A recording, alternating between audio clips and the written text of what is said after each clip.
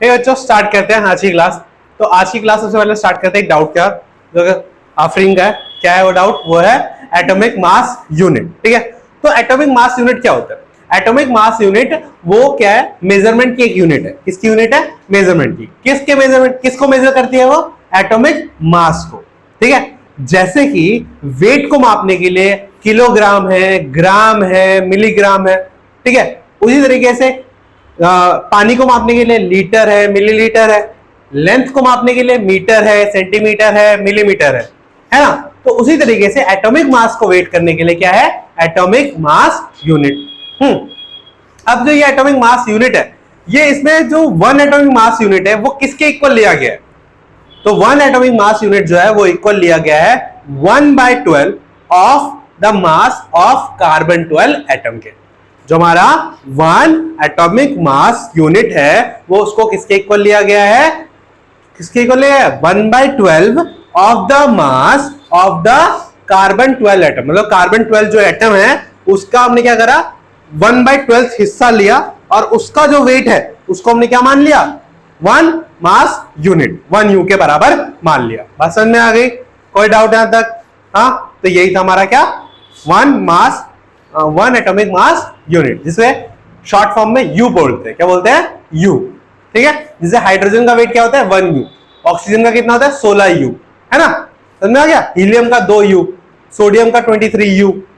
ये सब क्या है? इनके मास है। हाँ, क्लियर है? कोई डाउट यहां तक? पक्का? आगे बढ़े। हाँ, केमिस्ट्री बुक दिया। तो बच्चों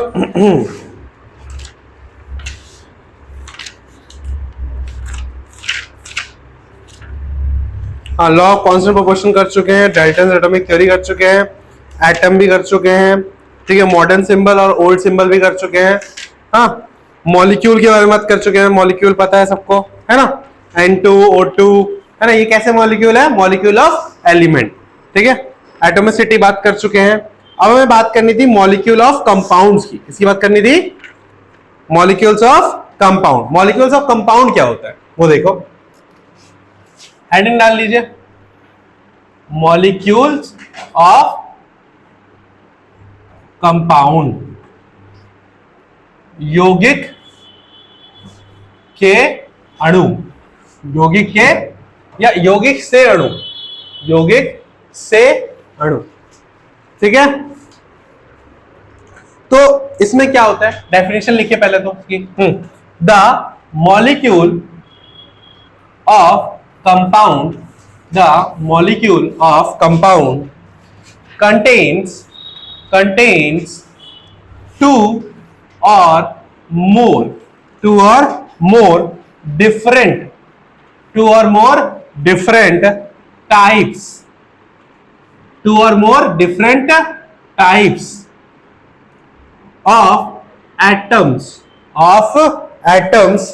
chemically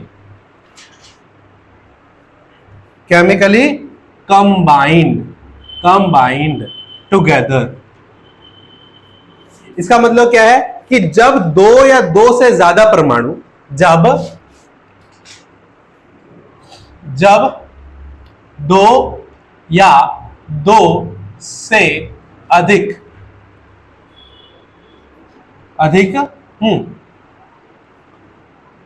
अलग प्रकार के परमाणु संयोजित, रासायनिक संयोजन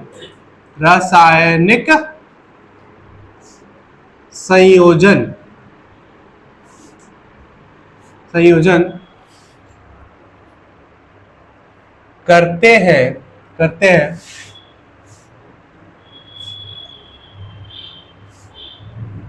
करके, ऐसे देखो, करके यौगिक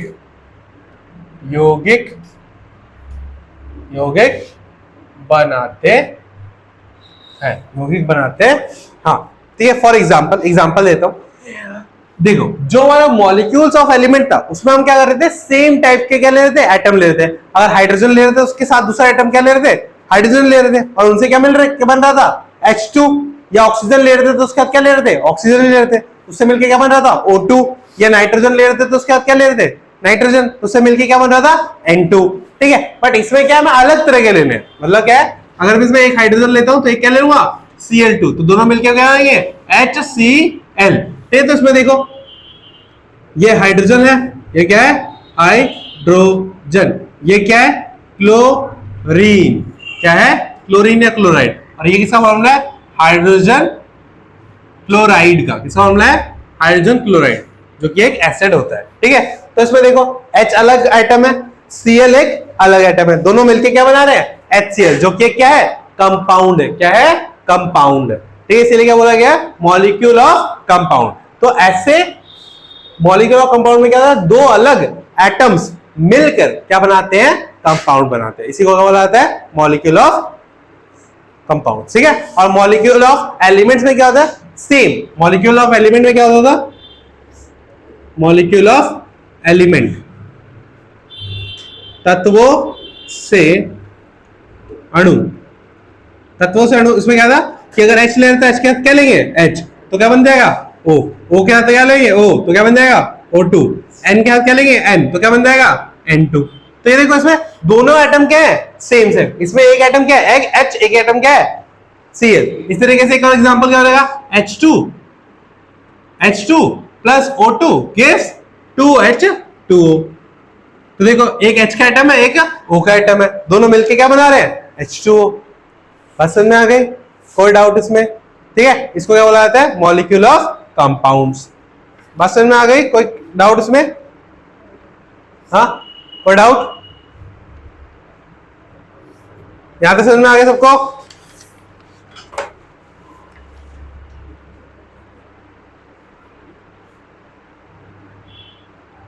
नोट करो उसको यहां तक।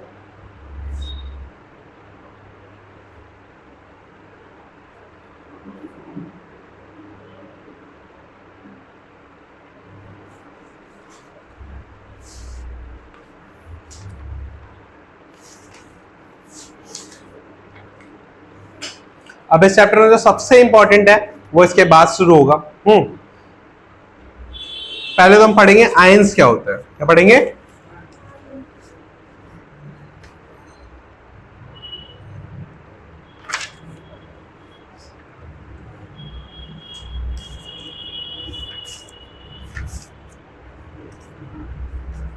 दो तीन चीजें और बता देता हूं, लिख लिया यहां तक, हाँ लिख लिया बच्चों, बिठा दूं,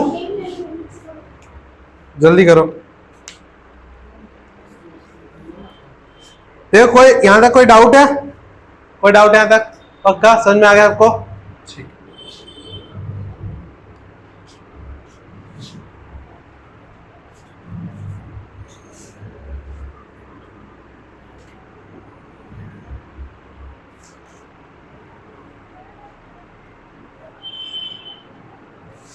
हो गया, मिटा दो उसको,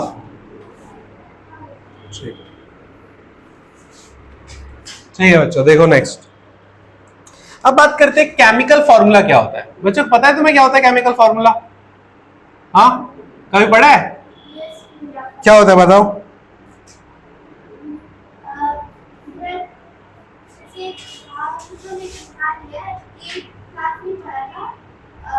H2O क्या है, फॉर्मूला है ना, तो केमिकल्स का तो फॉर्मूला है, तो क्या कहेंगे उसको, केमिकल फॉर्मूला। ठीक है, तो क्या होता है, लिखो chemical formula, chemical formula, chemical formula represent the composition, represent the composition of a molecule, of the substance, in terms of the symbol, in terms of the symbols of the elements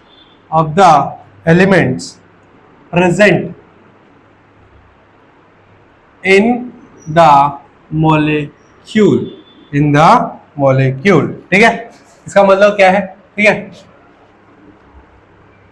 एक रासायनिक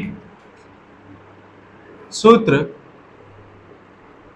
यह दर्शाता है कि एक अणु किन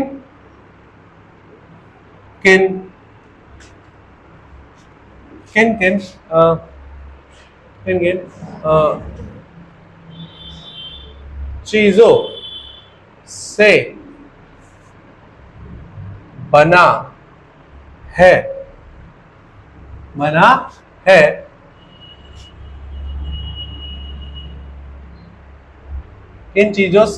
है इन चीजों से बना है और उसके चिन्हों की सहायता से एक अणु को दर्शाता है। ठीक है, मतलब कि वाटर है, क्या बोल रहा हूं, वाटर। तो वाटर को अगर मेरे को केमिकली दिखाना तो कैसे दिखाऊंगा, H2O। तो वाटर का केमिकल फॉर्मूला क्या है, H2O। ठीक है,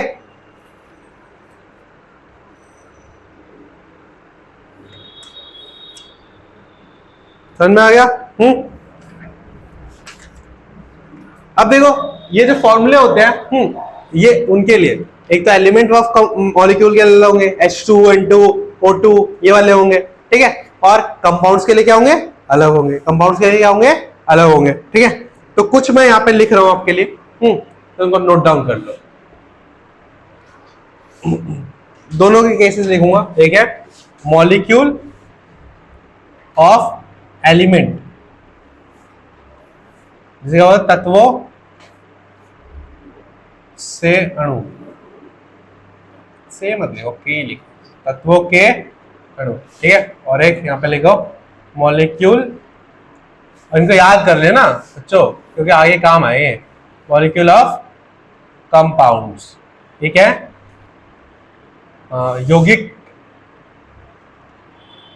यौगिक के अणु। तो देखो बच्चों, हाइड्रोजन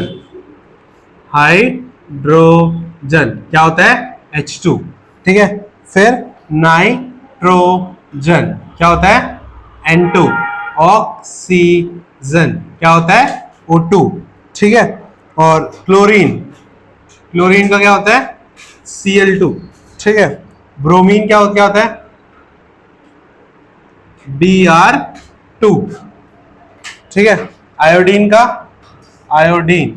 होता है, I2। ठीक है, सल्फर होता है S8। ठीक है, कंपाउंड्स में लिखो, देखो कंपाउंड में बहुत सारे लिखवाऊंगा। Water H2O। ठीक है, कार्बन डाइऑक्साइड का क्या होता है बच्चों, CO2, चलो पता ही है। हाँ, सल्फर डाइऑक्साइड का, हाँ है वो सल्फ्यूरिक एसिड होता है, SO2 होता है। ठीक है, अमोनिया ये होता है NH3। ठीक है, मीथेन ये होता है CH4। ठीक है, फिर होता है इथेनॉल क्या होता है, C2H5OH। फिर होता है हमारा हाइड्रोजन क्लोराइड। ठीक है, HCl। ठीक है, फिर क्या है, कार्बन टेट्रा क्लोराइड CCl4। ठीक है बच्चों, समझ में आ गया, कोई डाउट यहाँ तक। ये इनके क्या है, फॉर्मूले हैं, ये क्या है, इसके फॉर्मूले हैं। ठीक है, ये आपको याद करने हैं। अभी मैं सिखाऊंगा कैसे बनते हैं। हाँ, ग्लूकोज का ये होता है C6H12O22। ये होता है ग्लूकोज का। हाँ, इनसे क्वेश्चन क्या बनेगा, क्वेश्चन बनेगा कि तुम्हें इनको बनाना पड़ेगा। ये फॉर्मूला जो मैंने लिख देना है इसे, इनको बनाते कैसे हैं, इस पे क्वेश्चन आएगा। अभी सिखाऊंगा स्टेप बाय स्टेप कैसे बनाते हैं।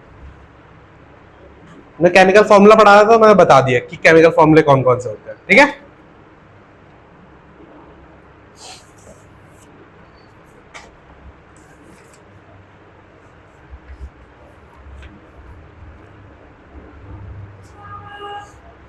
अब नेक्स्ट है कि किस तरीके से हम केमिकल फॉर्मूले को लिखेंगे। केमिकल फॉर्मूले क्या होते हैं ये पता चल गया हमें, अब इनको लिखते कैसे हैं इस बारे में बात करें।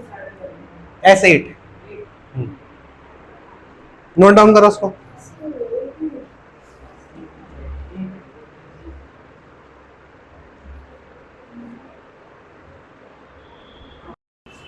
चलो बच्चों देखो फिर,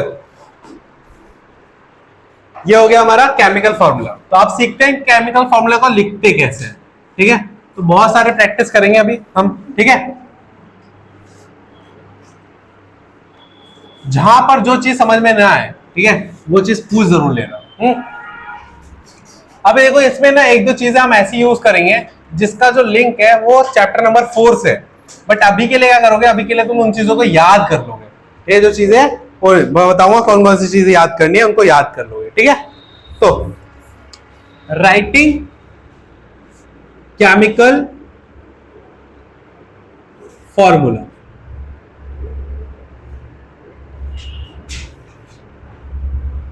रासायनिक सूत्र लिखना, ठीक है। तो इसके लिए सबसे इंपॉर्टेंट है एक टेबल जो मैं हर साल बनवाता हूं बच्चों को, ठीक है। तो तुम भी बनाओ ताकि तुम्हें भी समझ में आ जाए क्या है वो टेबल में, ठीक है। तो बनाते हैं। तो ये जो टेबल है ना, इसमें बैलेंसी की बात होगी। किसकी बात होगी? बैलेंसी की, ठीक है।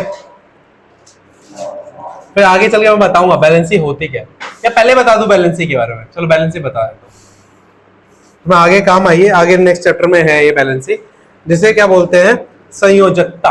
क्या बोला जाता है? संयोजकता, ठीक है। क्या होता है? संयोजकता। अब बैलेंसी क्या होती है?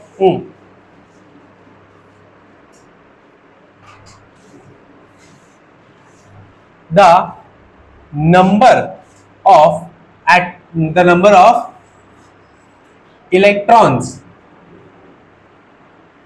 electrons which take part in the chemical reaction, ठीक है। जब भी केमिकल रिएक्शन होती है, जब भी क्या होती है? केमिकल रिएक्शन होती है। केमिकल रिएक्शन मतलब दो चीजें एक साथ मिलती हैं और एक नई चीज बनाती है, उसी को हम क्या बोलते हैं? केमिकल रिएक्शन बोलते हैं। तो जब भी केमिकल रिएक्शन होती है और उन केमिकल रिएक्शन में जो भी इलेक्ट्रॉन, क्या इलेक्ट्रॉन, एक एटम के अंदर तीन चीजें होती है, एक होता है इलेक्ट्रॉन, एक होता है प्रोटॉन और एक होता है न्यूट्रॉन, ठीक है। ये हम नेक्स्ट चैप्टर में पढ़ेंगे, ठीक है। बट अभी बैलेंसी की बार बार बात आएगी तो इसलिए मैं बता देता हूँ। बैलेंसी या चार्ज ऑफ आयन, ये दोनों सेम ही होते हैं। बैलेंसी या चार्ज ऑफ आयन दोनों क्या होता है? सेम ही होता है, ठीक है। तो बैलेंसी क्या होती है? नंबर ऑफ इलेक्ट्रॉन, ठीक है। इलेक्ट्रॉन की संख्या जो रासायनिक अभिक्रिया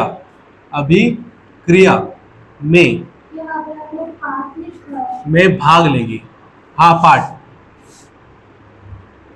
ठीक है। इसका मतलब क्या है कि वो इलेक्ट्रॉन्स, देखो अब मान लो एक कबड्डी का मैच हो रहा है। क्या हो रहा है? कबड्डी का मैच हो रहा है, दोनों टीम है कबड्डी के मैच में, ठीक है। दो टीमें होती है, सबको पता है ना कबड्डी के मैच में। तो कबड्डी के मैच में क्या था? एक टीम से एक जाता है रेड करने, दूसरी साइड कबड्डी बोलते हुए जाता है ना। हाँ, तो एक बार में एक ही जाता है, हाँ, और वही वहां पे क्या कर रहा है? उस साइड वाले कोर्ट में जाके छू के आता है, तभी तो गेम जीतता है, ये होता है ना। तो वही समझ लो कि दो केमिकल्स हैं, दोनों में से कुछ जो खिलाड़ी है वो आपस में क्या होंगे?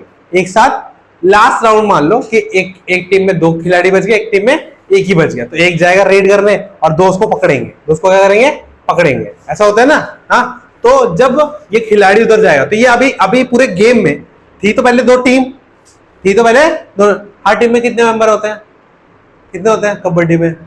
11, ठीक है। 11 होते हैं ना, 5 टीम, एक अकेला रहता है, तो 11 होते हैं ऐसे, ठीक है। देख लेना, हाँ, तो 11 बंदे होते हैं। हाँ, तो स्टार्टिंग में तो 11 ही खेल रहे थे, पर लास्ट में आते आते क्या हुआ? इधर 2 बच गए, इधर 1 बच गया। अब लास्ट में जो मैच डिसाइड करेंगे, तीनों लोग मिलकर डिसाइड करेंगे कि कौन जीतेगा कौन हारेगा। तो इसी तरीके से दो हमारे पास केमिकल है, दो हमारे पास कंपाउंड है। या दो एटम है, एक है H एक Cl, ठीक है, दोनों में से सारे खिलाड़ी है, बट पार्टिसिपेट करने वाले सिर्फ 2 ही 3 है, ठीक है, क्या है, पार्टिसिपेट करने वाले 2 ही 3 है, और वही पार्टिसिपेट करेंगे और वही जीत के लेके आएंगे। या एक और एग्जांपल लेते हैं, स्कूल में कंपटीशन होते हैं, सारे बच्चे पार्टिसिपेट करते हैं क्या हर क्लास के?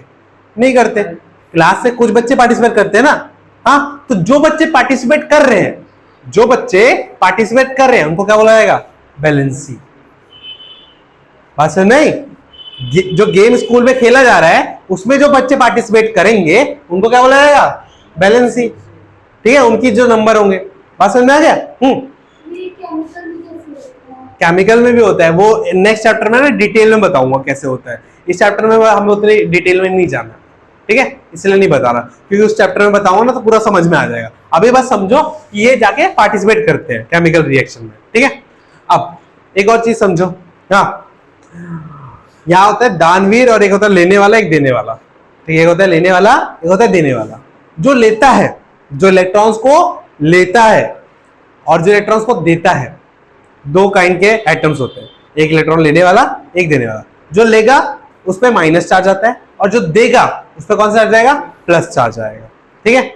और ये लेगा देगा क्यों? ताकि उसको स्टेबल हो जाए, ताकि वो क्या हो जाए? स्टेबल हो जाए, ठीक है। स्टेबल मतलब स्थिर। अगर उसको हमारे अर्थ में रहना है, एग्जिस्ट करना है इसमें, तो उसको क्या होना पड़ेगा? क्या होना पड़ेगा? स्टेबल होना पड़ेगा। और वो स्टेबल होने के चक्कर में वो इलेक्ट्रॉन्स को लेता है और देता है। क्या करता है? लेता है और देता है। थोड़ा सा बेसिक उस चैप्टर का मैं टच कर रहा हूं ताकि थोड़ा और समझ में आ जाए। मान लो एक सोडियम है, क्या है? सोडियम। इसका सिंबल होता है Na। क्या सिंबल होता है? Na, ठीक है। इसका एटॉमिक नंबर होता है, क्या होता है इसका एटॉमिक नंबर? कब याद करोगे भाई? 9th फेल होने के बाद 11। एटॉमिक नंबर कितना होता है इसका? 11, ठीक है। अब इसके ना 3 शेल होते हैं, एक होता है K, एक होता है L, एक होता है M, एक होता है ऐसे होते हैं। तो K में सिर्फ 2 मैक्सिमम भर सकते हैं, L में सिर्फ 8 मैक्सिमम भर सकते हैं, ठीक है, और एक इसमें खाली पे जाता है। तो 11 हो गए ना? 11 हो गए, 2, 8 और 1, 11 हो गए। अब देखो यहां तक तो ये स्टेबल है, यहां तक तो ये स्टेबल है क्योंकि पूरा पूरा पूरा भरा हुआ है, ठीक है। बट ये भी पूरा भरने के लिए इसको 7 चाहिए एक्स्ट्रा। कितने चाहिए? 7। अब बताओ ये 7 ले पाएगा वो ज्यादा आसान होगा या 1 छोड़ देगा? क्योंकि अगर 1 छोड़ देगा तब भी ये स्टेबल हो जाएगा, अगर 7 ले लेगा तब भी ये क्या हो जाएगा? स्टेबल हो जाएगा। तो कौन सा करना आसान इसके लिए? 1 छोड़ना आसान होगा ना। जब ये 1 इलेक्ट्रॉन दे देगा तो इसमें चार्ज कौन सा आएगा? प्लस, ठीक है, और 1 छोड़ा है तो इसलिए कितना? 1 प्लस, ठीक है। मैग्नीशियम जो होता है उसके ऊपर लगा होता है 2 प्लस, इसका मतलब उसको स्टेबल होने के लिए कितने छोड़ने पड़ेंगे? 2। कितने पड़ेंगे? 2। उसी तरीके से क्लोरीन है, क्लोरीन के ऊपर होता है -1, माइनस लिखा होता है। माइनस का मतलब क्या है? कि उसको 1 इलेक्ट्रॉन लेना पड़ेगा तब जाके क्या हो जाएगा? स्टेबल। क्योंकि क्लोरीन का जो K, L, M, N शेल होता है वो क्या होता है? 2, 8 और 7, 17 होता है। क्लोरीन का नंबर कितना होता है? 17। कितना नंबर होता है? 17। तो 2 इसमें भर गए, 8 इसमें भर गए, 7 इसमें भर गए। तो अब इसको स्टेबल होने के लिए कितने चाहिए? 1 चाहिए। अब बताओ उसके लिए 1 लेना आसान होगा या 7 छोड़ना आसान होगा? 1 लेना आसान होगा ना। तो अगर ये 1 ले लेगा तो उसमें कौन सा जाएगा? नेगेटिव का हुआ, ठीक है, माइनस। वो ले रहा है नहीं, स्टेबल दोनों ही है, प्लस माइनस दोनों वाले स्टेबल है। बस ये 1 इलेक्ट्रॉन छोड़ के स्टेबल हो रहा है, ये 2 इलेक्ट्रॉन छोड़ के हो रहा है, और ये 1 इलेक्ट्रॉन लेके स्टेबल हो रहा है, ठीक है। ये कॉन्सेप्ट 4th चैप्टर का है इसलिए मैं टच नहीं कर रहा था, समझ में नहीं आएगा। तुम बस अभी के लिए क्या करो, याद कर लो बैलेंसी किसकी कितनी होती है, इतना कर सकते हो। हाँ, मैं जो लिखवा रहा हूं, ठीक है। चलो अब टेबल बनाओ मेरे साथ और टेबल को याद कर लेना। एक साइड लिखो name of ion, name of ion, अभी आयन भी बताऊंगा क्या होता है। और एक साइड लिखो बैलेंसी, क्या लिखोगे? आयन, आयन भाई, आयन, आयन का नाम, बैलेंसी का वही संयोजकता, संयोजकता, ठीक है। सबसे पहले स्टार्ट करते हैं अपने प्यारे सोडियम से। सोडियम सिंबल भी साथ में लिख रहा हूं, ठीक है। सोडियम का सिंबल क्या होता है? Na। बैलेंसी होती है +1, वैलेंसी कितने होती है? +1। चार्ज भी कह लो, वैलेंसी कह लो या चार्ज कह लो, वैलेंसी कह लो या चार्ज, दोनों क्या होती है? सेम होती है। ठीक है, अब अवशेष बोल दो। अब एक मिनट, अवशेष या इसका मतलब एक इलेक्ट्रॉन ले लेगा ये तो ये स्टेबल हो जाएगा।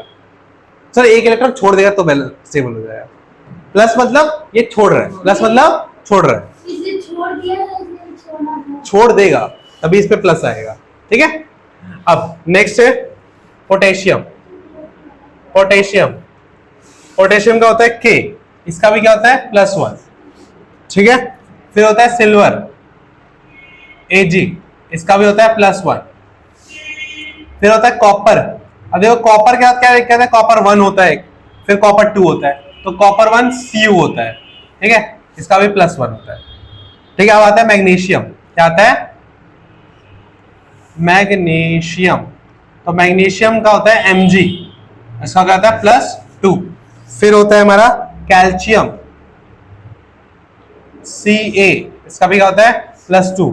फिर होता है जिंक, इसका भी, इसको बोलते हैं Zn, इसका भी होता है +2। फिर होता है आयरन 2, आयरन 2, आयरन 2 मतलब Fe, ये भी +2। फिर आता है कॉपर 3, मैंने बोला कॉपर के 2 होते हैं, कॉपर 1 और कॉपर 2, तो इसका भी Cu, सिंबल सेम रहता है बस चार्जेस अलग होते हैं। ठीक है, अरे यहीं पे दिखेगा। हाँ, फिर आता है एल्यूमिनियम, एल्यूमिनियम, ये होता है Al, इस पे होता है +3 चार्ज। ठीक है, फिर होता है आयरन 2, क्या होता है? Iron, sorry iron 3, iron 3 symbol same Fe +3। ठीक है, ये हो गया, ये हो गया प्लस वाले, ये हो गए सारे के सारे प्लस वाले। अब बात करते हैं माइनस पे। टेबल को अच्छे से याद कर लेना, क्योंकि अगर ये टेबल याद नहीं होगी तो तुमसे फॉर्मूले नहीं बनेंगे। ठीक है, सेम ये यहां पे भी आगे वही लिख देना, मैं डायरेक्ट लिख रहा हूं। ठीक है, हाइड्रोजन, हाइड्रोजन सिंबल होता है H और चार्ज होता है इस पे, चार्ज होता है -1।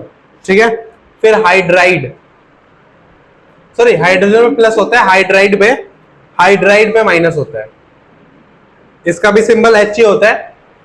ठीक है, हाइड्राइड और हाइड्रोजन, हाइड्रोजन पे कितना होता है? +1, हाइड्राइड पे कितना होता है? -1। ठीक है, सिंबल दोनों का सेम होता है। फिर होता है क्लोराइड, मतलब क्लोराइड का क्या होगा बच्चों? अभी बताया था, माइनस का होगा, बताया था ना। फिर ब्रोमाइड, ब्रोमाइड, ब्रोमाइड का होता है Br -1। फिर होगा हमारा आयोडाइड, क्या होगा? आयोडाइड, आयोडाइड पे क्या होता है? I -1। ठीक है, फिर होता है ऑक्साइड, ऑक्साइड O, क्या होता है? -2। फिर होता है सल्फाइड, क्या होता है? Sulphide S -2। ठीक है, फिर होता है नाइट्राइड, क्या होता है? Nitride N -3। ठीक है, अब आएंगे कुछ कंपाउंड्स, अब आएंगे क्या? कुछ कंपाउंड, ये सारे क्या थे? एटम्स थे, ये सब क्या थे? एटम्स या एलिमेंट्स बोल लो। ठीक है, अब क्या आएंगे? कुछ कंपाउंड्स। एक कंपाउंड क्या है हमारा? अमोनिया, अमोनिया सिंबल होता है इसका NH4, लिखवाया था ना अभी, इसका होता है +1 चार्ज। फिर होता है हाइड्रोक्साइड, हाइड्रोक्साइड OH, इसका होता है -1 चार्ज। ठीक है, फिर होता है नाइट्रेट, क्या होता है? Nitrate NO3 -1 charge. ठीक है, फिर होता है हाइड्रोजन कार्बोनेट, क्या होता है? हाइड्रोजन कार्बोनेट, हाइड्रोजन कार्बोनेट का होता है सिंबल होता है HCO3, उसका होता है -1 चार्ज। ठीक है, फिर होता है कार्बोनेट, क्या होता है? कार्बोनेट, सिंबल होता है CO3, क्या होता है सिंबल? CO3, चार्ज होता है इसका -2, क्या होता है? -2। ठीक है, अब कुछ और बच गए, इधर नोट कर रहा हूं। कार्बोनेट हो गया, अब 2-3 बच गए बस।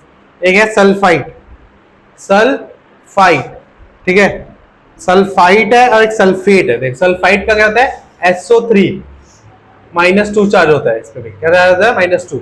फिर होता है हमारा सल्फेट, क्या होता है सल्फेट, इसका फॉर्मूला होता है SO4, इसका भी -2 चार्ज होता है, ठीक है। फिर होता है फॉस्फेट, क्या होता है फॉस्फेट, फॉस्फेट पे क्या होता है PO4, इस पे चार्ज होता है -3, ठीक है। तो ये सारे के सारे आपको याद करने पड़ेंगे, क्या करने पड़ेंगे याद, there is no other option. ये अपनी क्लास की कंपाउंड कर दिया है। हाँ बुक से लिखा है, अरे ये तो वहाँ पे कौन कौन से कंपाउंड है? कौन कौन से कंपाउंड है, तो मैं कहाँ शुरू है? कंपाउंड वहां से नीचे से अमोनिया से।